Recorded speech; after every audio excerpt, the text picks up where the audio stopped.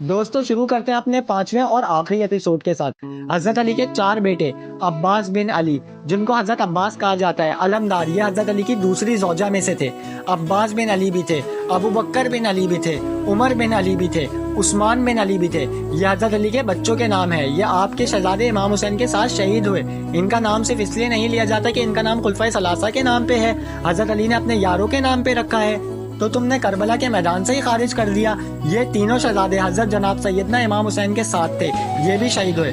حضرت جناب زینب امام حسین کی سگی بہن، ان کے 2 بچے تھے، اون و محمد۔ جب امام حسین میدان میں جانے لگے تو جناب زینب بچوں سے کہنے لگی نا، پہلے بھائی نہیں جائے گا، پہلے بھانجے جائیں گے۔ 2 بچے شہید ہوئے۔ حضرت قاسم بن حسن امام حسن کے بیٹے تھے۔ وہ جب میدان میں جانے لگے تو امام حسین نے کہا، نہیں بھائی تو نہیں جائے گا، تو میرے بھائی کی نشانی ہے، میں جاؤں گا۔ حضرت قاسم بن حسن نے ایک تعویذ کھول کے دیا، کہا ابا جی میرے والد نے کہا تھا جب بڑی مشکل آ جائے تو تعویذ کھول کے دیکھنا۔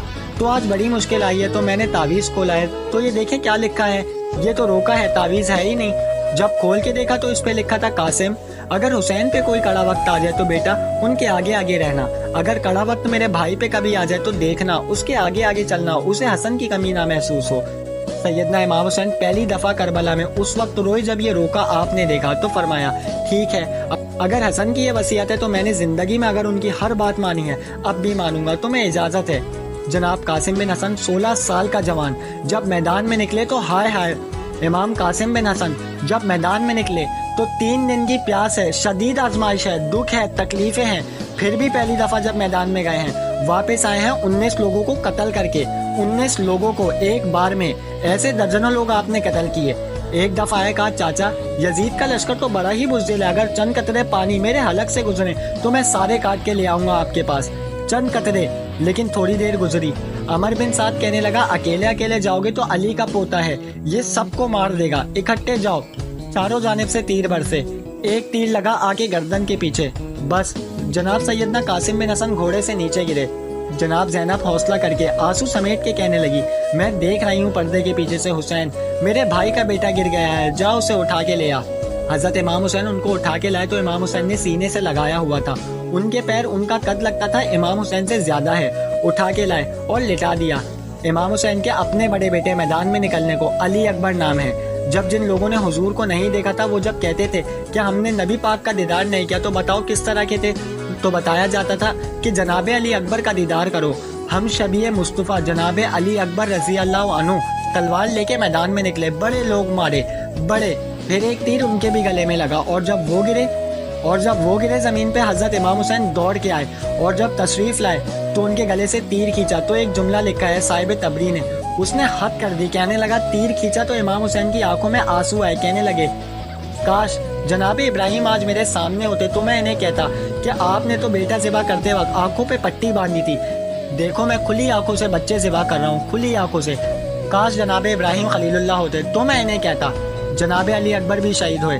حضرت علی اصغر کو تو اچانک اٹھایا تھا، امام حسین باہر نکلے تو گردن پہ تیر لگا تو 6 مہینے کا بچہ وہ بھی شہید ہوا، خون اچھالا آسمان کی طرف، تو کہا مولا دیکھ لے، میں نے 6 مہینے والا بھی نہیں چھوڑا، وہ بھی دے دیا ہے۔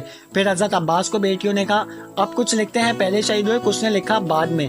حضرت عباس کو بیٹیوں نے کہا کہ اب نہ ہم سے پانی کے بغیر نہیں رہ جاتا، تو جناب عباس پانی کا مشکیزہ لے کے نکلے، باہر نکلے، ایک ہاتھ کٹا، دوسرے پہ مشکیزہ، وہ بھی کٹا، حضرت عباس کا بازو کٹا، پھر پانی تو بھر لیا تھا لا نہ سکے، پھر گردن کٹی تو شہید ہو گئے۔ بچوں کی بھی شہادت ہوئی، پر جب ان کا لاشا اٹھایا تو امام حسین کہنے لگے، مولا اب نہ حسین کی کمر کمزور ہو گئی ہے، اب کمزور ہوں، کیسا جدی خاندان ہے۔ تھوڑی دیر گزری تو امام علی مقام نے پٹکا باندھا، سر پہ دستار باندھی، مولا علی کی تلوار پکڑی، نبی پاک کا امامہ باندھا اور گھوڑے پہ سوار ہوئے تو کہنے لگے، زینب گھر تیرے حوالے اور میں اللہ کے حوالے، اور پھر امام حسین نکلے، امام علی مقام نکلے۔ راوی کہتے ہیں کہ یہ جلوہ پہلے بھی بڑے سونے تھے، پر آج جو رنگ دیکھا وہ کبھی نہیں دیکھا، کیا انداز تھا، جہاں جاتے نعرہ لگاتے تو حد ہو جاتی، اتنے لوگ امام حسین نے کاٹے، اتنے لوگ کاٹے۔ پھر واپس پلٹ کے آیا اور کہنے لگے، زینب ذرا پردے کے پیچھے سے دیکھ تو صحیح میری بہن، ان بزدلوں کی جرت ہی نہیں ہو رہی حسین کے مقابلے میں آنے کی، ایک دوسرے کو دھکا دیتے ہیں، تو جا تو جا، پھر اکٹھے وار ہوئے۔ یہ کون ہے کٹا ہوا، لباس ہے پھٹا ہوا، یہ بل یکی حسین ہے، نبی کا نور عین ہے۔ پھر چاروں جانب سے تیر برسے تو امام علی مقام چونکہ نماز کا وقت ہو گیا تھا اترے گھوڑے سے، خون بہ رہا تھا، گرم ترین ریت سے تیمم کیا، سر سجدے میں رکھا، اور جب شمر آپ کی گردن کاٹنے لگا تو کہنے لگے ٹھہر جا، ذرا رب سے ایک بات کر لینے دے، اور پھر بولے۔ امام حسین کہنے لگے مالک تو اب بتا کہ حسین سے راضی ہے کہ ناراض ہے، تو بتا تو۔ پھر ایک آواز آئی اور فرمایا نفس مطمئن نہیں تو واپس آ جا، تو اللہ سے راضی ہے، اللہ تجھ سے راضی ہے۔ امام حسین وہاں شہید ہو گئے۔ اب یہ قافلہ امام حسین کا سر کاٹ کے، ذرا دیکھنا غور کرنا، سر کاٹ کے نیزے پہ رکھا ہے، جسم کربلا میں پڑا ہے، عورتوں کو گھوڑے پہ بٹھا کے لے جایا گیا یزید کے دربار میں۔ پہلے عبید اللہ ابن زیاد نے بدتمیزی کی، پھر یزید نے ظلم کیا، بہت ظلم ہوئے، بہت۔ دوستو یہ تھا کربلا کا مکمل تاریخی پس منظر۔ امید کرتا ہوں کہ آپ کو یہ سیریز پسند آئی ہوگی۔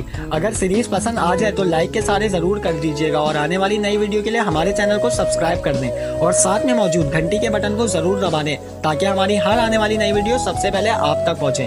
مجھے دیجیے اجازت، ساسوں نے وفا کی تو اگلی بار ایک اور ویڈیو لے کے آپ کی خدمت میں حاضر ہوں گا۔ تب تک کے لیے خدا حافظ۔ اللہ پاک آپ سب کا حافظ و نگہبان ہے۔ ہنستے رہیے اور ہمیشہ مسکراتے رہیے۔